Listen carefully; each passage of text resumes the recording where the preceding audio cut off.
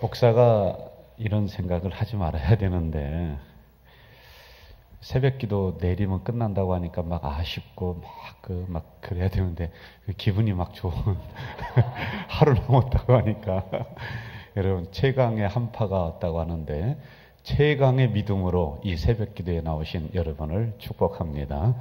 오늘도 깨어있는 영성으로 이 새벽의 말씀을 잘 받으시기를 간절히 축원합니다. 거룩한 교회 부흥, 여러분 다시 한번 생각해 보시죠. 교회가 부흥되면 교회만 잘 되면 되느냐? 그게 아니죠. 교회와 나는 연결되어 있는 연결체이다. 반드시 기억하세요. 그래서 하나님이 두 가지를 친히 세웠는데 그게 뭐냐? 교회, 가정. 다른 거 안 세웠어요. 성경에 두 가지를 제정하셨다고 그랬어요. 교회를 세우시고 가정을 세우셨어요. 그러면서 교회와 가정을 서로 연결을 해놨단 말이죠. 그래서 여러분 교회가 편안하고 교회가 거룩하고 교회가 부흥되면은요, 교회가 잘 되면요, 우리의 가정이 편안하고 잘 되는 이 원리가 있단 말입니다.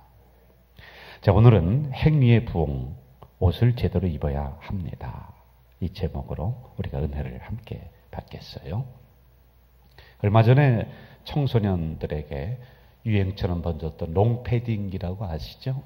어른들도 그거 입고 다니더라고요. 검은 옷 길게 이렇게 하는데 원래 이게요, 그 체육을 하는 그 선수들이 체온이 떨어지지 말라고 이걸 입는 옷입니다. 그런데 어쩌다가 이게 이제 유행이 되어서 뭐 청소년들이 거리 나가보세요.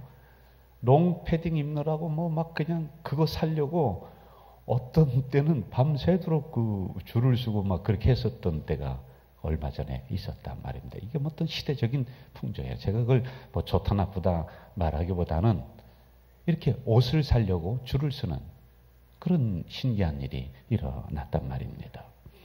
옷은 그 계절에 맞게 입어야지 아름다운 것입니다. 한여름에 겨울옷을 입는다든지 겨울에 여름옷을 입는다든지 하면은 본인도 그렇고 보는 사람도 그렇고 서로다가 힘들고 불편한 것이죠.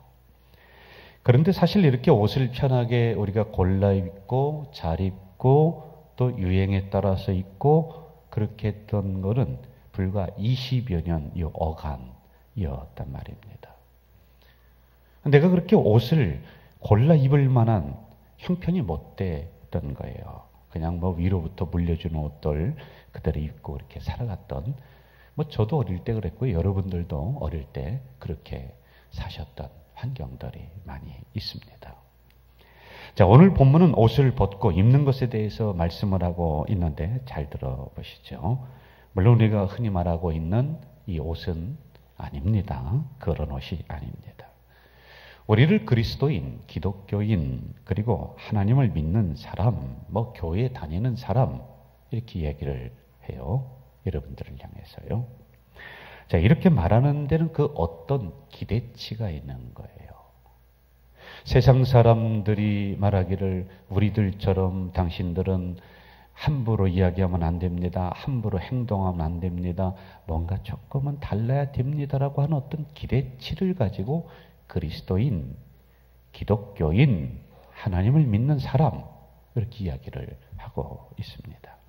그런데 이게 힘들다는 거지요.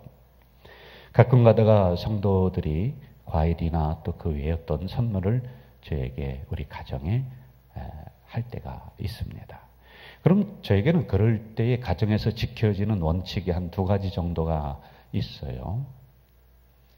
첫째로는 그 선물이 들어왔을 때 자녀들이 먼저 손을 못 댑니다. 제가 없다든지 집사람이 없어도 이걸 아무리 궁금해도 풀어보지 못하게, 처음에는 풀어봤죠. 그런데 몇 번 이제 매를 댔습니다. 이건 함부로 건들면 안 된다. 그래서 제가 들어와서 그 진위를 파악을 하고 그리고 제가 이제 풀러보도록 이렇게 합니다. 그리고 두 번째는 그게 먹을 것이다 그러면 자녀들 앞에 놓고 이거 당연히 생각하면은 정말 못된 버릇 가르치는 것 같더라고요. 이것은 어느 분이 이렇게 선물한 거니 감사함으로 먹어야 된다. 이건 당연한 게 아니다. 정말 감사함으로 먹어야 된다. 이걸 제가 이제 가르치면서 그렇게 하고 있습니다. 그러니까 목사의 가정은 그래도 다른 성도들의 가정보다 뭔가 조금 좀 달라야 되지 않느냐라고 하는 그런 부분들이 여러분들에게서도 저에게 옵니다. 저도 그런 생각을 또 가지고 있고요. 그래도 여러분 기독교인이라면 그래도 하나님을 믿는 자녀라고 한다면 세상과 우리는 무엇인가 조금은 구별된 생각, 행동 이게 있어야지만이 되는 거지요. 자, 본문으로 가봅시다. 12절 같이 한번 읽어볼까요? 12절 시작. 밤이 깊고 낮이 가까웠으니 그러므로 우리가 어둠의 일을 벗고 빛의 갑옷을 입자. 먼저 벗어야 합니다. 먼저 벗어야 돼요. 외출을 한다든지 아니면은 친구를 만나든지 할 때 외출복을 갈아입습니다. 물론 어떤 분 보니까요, 잠옷이나 외출복이나 똑같은 사람도 간혹 있습니다. 그런데 우리는 보편적으로 이렇게 갈아입는단 말입니다. 저도 새 옷을 사면은 기분이 참 좋아요. 그냥 어릴 때 옷이 없어서 고생했던 게 있어서 그런가 봐요. 그리고 새 옷을 사면은 저는 빨리 입어보고 오는 스타일이에요. 빨리 입고 그리고 그것을 잘 입는 스타일인데 어떤 분은 좀 뒀다가 입는 그런 분들도 있습니다만은 거기에 원칙이 있어요. 뭐 뒀다 입건 늦게 입건 뭐 일찍 입건 간에 반드시 옛날에 입었던 이 옷을 벗고 새로 산 옷을 입어야 된다는 거지요. 이 위에 입으면은 제대로 옷에 옷 매무새가 안 나는 거예요. 그래서 옛날의 옷을 벗어야 돼요. 그리고 새로운 옷을 입어야 돼요. 여러분, 우리는 지금 구원받은 하나님의 백성이 되었습니다. 오늘 새벽 기도 정도 이렇게 여러분들 나오신다면은 그래도 하나님의 자녀가 된 거예요. 이 정도 되면요. 그렇다면 적어도 옛날에 입고 있었던 그런 세상적인 옷들은 우리가 벗을 줄 알아야 돼요. 그때 그 성품을 가지고 여전히 있는 분들이 있습니다. 그때 그 행동, 그 말, 그 언행 심사를 가지고 여전히 있어요. 그거 벗어야 돼요. 여전히 화를 냅니다. 여전히 짜증을 냅니다. 여전히 부정적인 말을 밥 먹듯이 하고 있습니다. 여전히 사람들과의 신뢰관계를 다 깨트리며 그렇게 행동하는 사람들도 지금도 우리가 있어요. 그런데 옛날에 입었던 그런 옷들은 벗어야 되는 거예요. 일단 벗어야 되는 거예요. 좀 달라져야 합니다. 기독교 교육에서 우리의 신앙의 성장을 사람의 성장 단계에 비추어서 이야기를 해요. 구강기. 이제 입으로 땀을 빠는 그런 시기. 아주 어린아이죠. 아무것도 몰라요. 인지 능력이 없어요. 그냥 주는 대로 먹는 그런 신앙도 똑같이 그렇게 있다는 거예요. 그리고 조금 더 크면은 무엇인가를 갖는 모든 게 자기 거예요. 움켜쥐는 거예요. 다 자기 겁니다. 모든 게 자기 거예요. 내 거. 신앙도 그 단계가 있어요. 그리고 청소년의 방황기를 그리고 어른을 거치면서 이렇게 성숙을 하는 인간의 성장 단계를 신앙의 단계로 같이 놓고 설명을 하고 있단 말입니다. 여러분은 지금 어느 단계예요? 구강기입니까? 아직도요? 여러분 기억하십시오. 반드시 새 옷을 입기 위해서는 옛날에 입었던 나의 옷을, 나의 언행 심사를 벗을 줄 알아야 돼요. 다음으로 옷을 입어야 합니다. 12절 하반절을 봅시다. 하반절에 보면은 빛의 갑옷을 입자 이렇게 나와요. 여러분 요즘은 옷을 좀 이상하게 입는다든지 뭐 패션에 의해서 그러는 건 괜찮아요. 그런데 전혀 엉뚱하게 입는다 그러면 사람들이 청소년들이 뭐라고 하냐면은 이 변태라고 하는 거예요. 잘 입어야 되는 거예요. 그리고 상황에 맞지 않은 옷을 입으면은 이상한 사람으로 오해를 합니다. 가끔 외국 식당에 그 TV에서 방영되는 것을 제가 이렇게 유심히 보면은 뭐라고 써 있느냐면은 반바지 입은 사람은 들어올 수 없다는 거예요. 우리 식당에 들어오려면은 정장 차림을 하고 들어와라. 뭐 그런 문구가 이렇게 써 있는 게 있단 말입니다. 그 식당에 맞는 옷 매무새가 있다는 거예요. 제가 여러분 인도에서 1년간 단기 선교를 했을 때 그 나라의 템플, 회당, 우리로 얘기하면 뭐 교회 그런 데를 이제 방문합니다. 오래된 곳은 관광지가 됐으니까 뭐 절 같은 그런 개념으로 생각을 하세요. 갑니다. 그럼 이 사람들이요 못 들어오게 하는 거예요. 슬리퍼를 벗어라. 신발 못 신게 하는 거예요. 그리고 반바지를 입고 갑니다. 하도 더운 나라니까 반바지 입고는 못 들어가요. 어떻게 하냐면 자기들이 치마를 나눠줘. 룽기라고 하는 거 있잖아요. 그거 이렇게 해서 그거 쪄매고 그 치마처럼 그거 입고 들어오라니까. 거기에 맞는 옷차림, 옷 매무새를 반드시 하라는 거예요. 안 그러면 출입 제한이 돼버려요. 못 들어옵니다. 옷을 입어야 합니다. 그런데 여러분 좀 주의 깊게 보아야 될 단어가 있습니다. 그것은 바로 빛의 무슨 옷? 갑옷. 갑옷을 입으라는 겁니다. 여러분, 우리는 흔히 기독교인으로서 거룩하게 행동하고 좀 세상 사람들과 다르게 행동하고 인정받고 그런 언행을 해야 한다. 요 정도가 아니라는 거예요. 이게 아니라 갑옷을 입으라는 거예요. 여러분, 갑옷은 언제 사용되어지죠? 전쟁 중에 사용하는 겁니다. 갑옷은요. 일상생활에서 입는 그런 기독교인으로서의 무슨 인격적인 옷, 말을 아름답게 하는 그 정도의 차원이 아니고 극박한 상황을 여기에 기록을 해놓고 있단 말이에요. 갑옷을 입으라는 것입니다. 다른 사람에게 잘 보이려고, 멋을 내려고, 돋보이게 하려고 그런 게 아니라는 것입니다. 여러분, 이게 무슨 소리입니까? 여러분, 이 세상은 그렇게 평화스러운 세상이 아닙니다. 우리가 살아가고 있는 이 세상은 영적으로 우리가 진단을 한다면은 영적인 두 세력이 지금도 싸우는 세상입니다. 죽느냐 아니면 죽이느냐라고 하는 전쟁과 같은 정말 악한 세대가 있는 세상, 우리가 나가서 기독교인으로서 그냥 살아갈 때 아이고 당신 기독교인이니까 잘 사세요라고 그렇게 인정해 주며 아름답게 가는 세상이 아니에요. 제가 어제 신문을 보다가 참 가슴 아픈 사연을 접했습니다. 우리와 불과 몇 시간 떨어진 저 인도네시아라든지 중국이라든지 거기에서 작년 한 해 동안 기독교인이라고 하는 이름 때문에 죽은 사람이 약 3,700명. 기독교인이라는 이름 때문에. 아니 작년 한 해 2017년에 이 100주 되나지 말입니다. 죽은 사람이요. 여러분과 제가 하나님 믿는 자녀로서 그렇게 그냥 품위를 지키면서 무슨 기독교인의 인격을 가지면서 이 세상을 그렇게 살아간다. 그게 쉽지만은 않은 세상이에요. 그렇게 대우를 해주지도 않습니다. 이미 세상은 악한 세력들로부터 정복당한 영적인 대결 구도에 있기 때문에 그래요.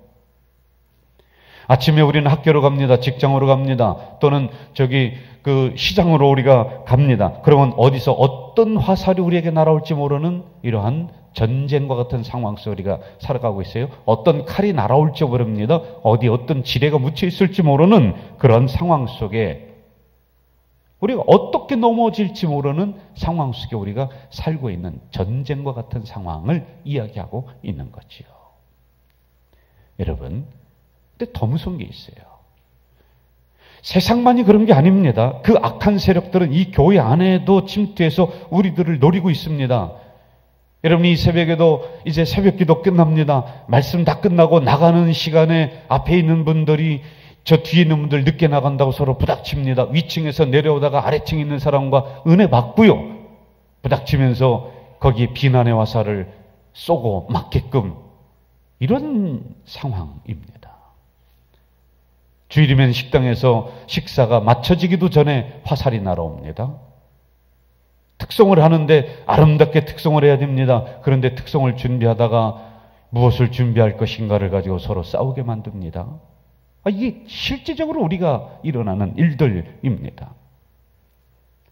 주차장에서 안내를 보면서 우리는 여전히 옛날의 것들을 벗지 못하고 서로 화살을 씁니다. 그러므로 갑옷을 입으라는 거예요. 갑옷. 가정에서는 어떻습니까? 식사가 마쳐지기도 전에 그러한 화살들이 날아와요. 가까운 사람으로부터요. 침실에서도 노리고 있습니다. 주일이면은 누가요? 남편이 그 화살을 쏘는 거예요. 그 칼을 휘두르는 겁니다. 그러므로 그냥 아름다운 옷을 나타내는 그런 옷이 아니라 갑옷을 입어라.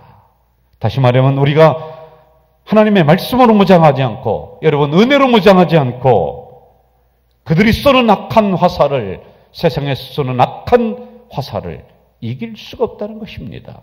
그러므로 갑옷을 입으시기를 바랍니다. 세 번째, 옷을 입은 성도들은 낮에와 같이 단정히 행동해야 한다. 13절 제가 여기 써놨죠. 같이 읽어봅시다. 시작. 낮에와 같이 단정히 행하라. 제가 우리 가져절교회 온 지가 15년 가까이 되어가고 있습니다. 그래서인지 이제는 어디를 가든지요, 저를 알아보는 사람들이 꽤 많이 있습니다. 우리 가져절교회 성도가 아니더라도 일반 주민들이 또는 가게에서 또는 미장원에서 저 가져절교회 목사님 아냐? 이런 이야기를 수근수근 본인들끼리 이렇게 합니다.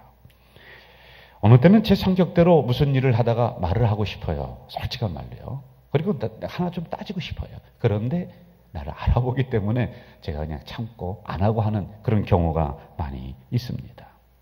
그러니까 허다한 증인들이 백주대나처럼 나를 보는 거예요. 나를요.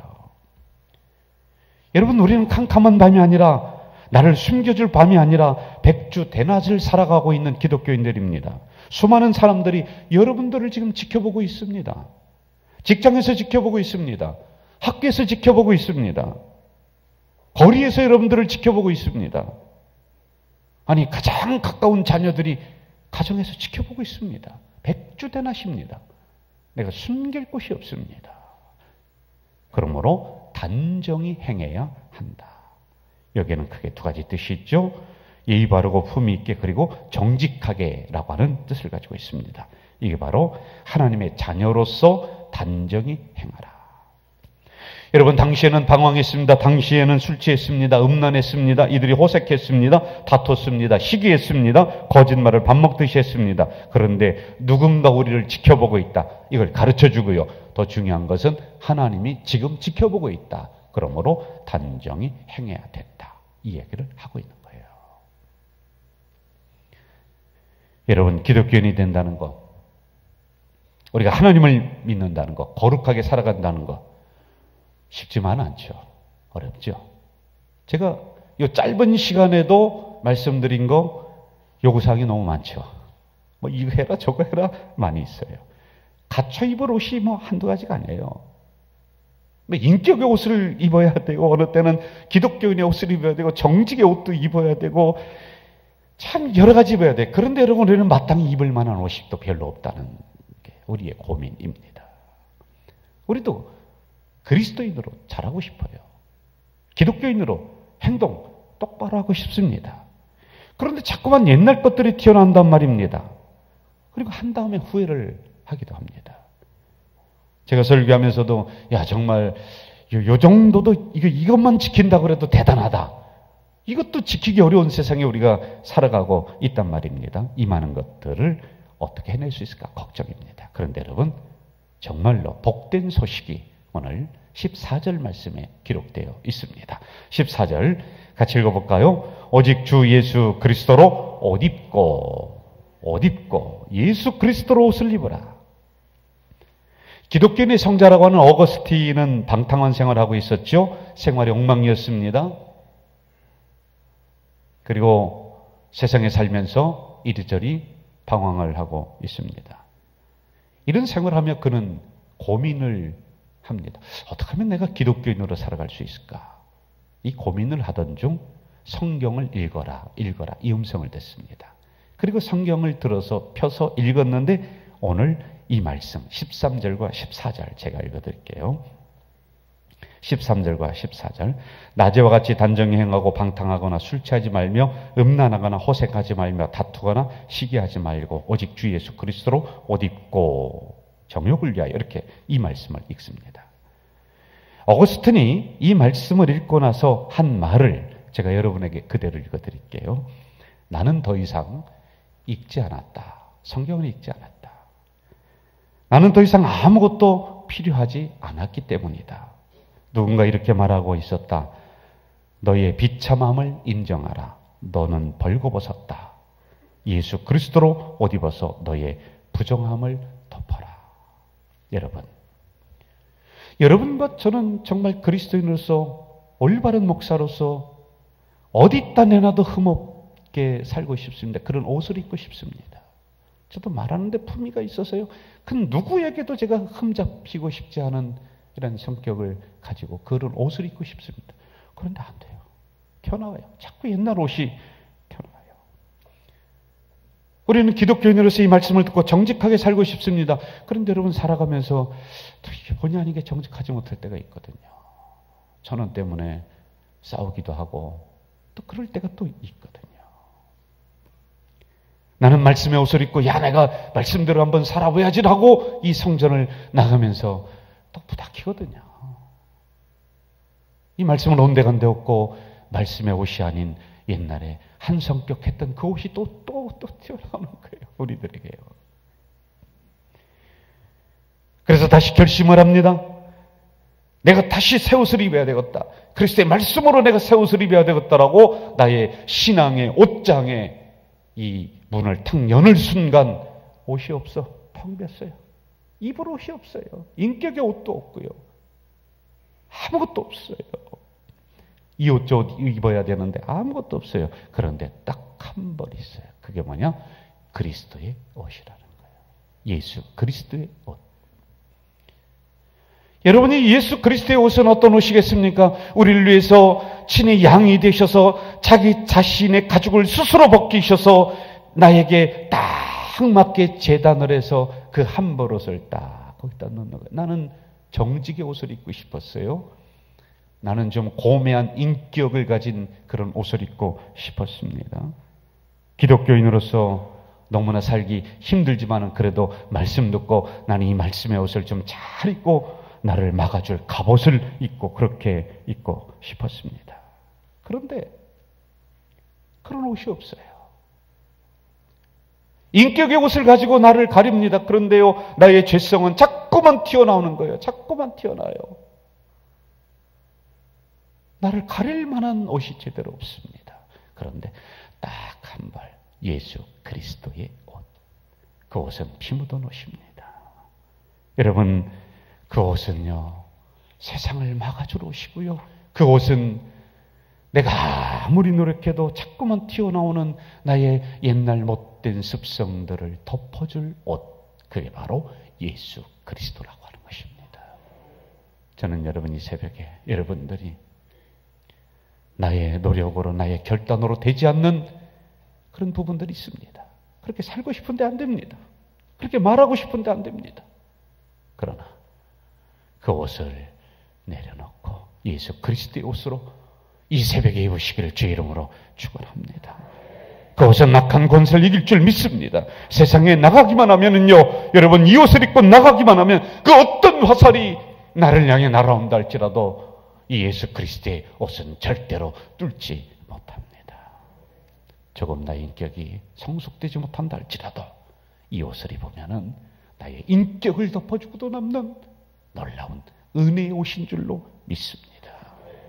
여러분 무엇을 해야 할지 어떤 옷을 입어야 할지 아직도 결정하지 못한 우리 성도님들 있습니까? 저는 이 옷을 이 새벽에 여러분들에게 권합니다. 예수 그리스도의 피 묻은 옷, 그 옷 하나면은 여러분 넉넉합니다. 그 옷을 입고 이 새벽에 나가셔서 승리하는 우리 성도 되시길 주 이름으로 축원합니다. 주 이름으로 축원합니다.